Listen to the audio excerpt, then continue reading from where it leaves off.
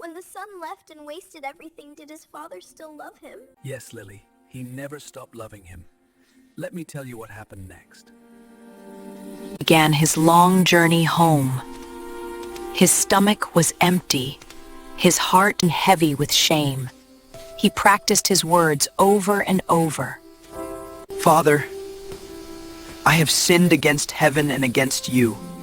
I am no longer worthy to be called your son. Daddy, what if the father was angry? What if he didn't want him back? That's what makes this story so beautiful, Lily. Come closer.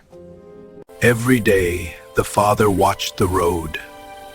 His heart never gave up hope. One day, while the son was still far away, the father saw him.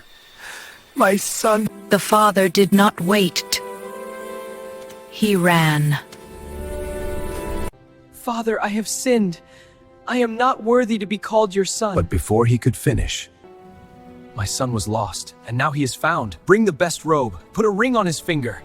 The father called a feast, celebrating not punishment but the return of his lost son. Rejoice, he is home! So, even after everything, the father forgave him? yes, Lily, that's how God loves us. He's always waiting. But the older brother struggled, unable to rejoice. I have served you all these years, yet no feast from me. Everything I have is yours, but we celebrate because your brother was lost and is found. And that, my dear, is why forgiveness matters. Does God always forgive if we truly repent? Yes, forgiveness restores love and hope. Then, Daddy, I think I will forgive my friend too. And that is the power of God's love. God's forgiveness welcomes every returning heart, because no one is too lost to be loved back home.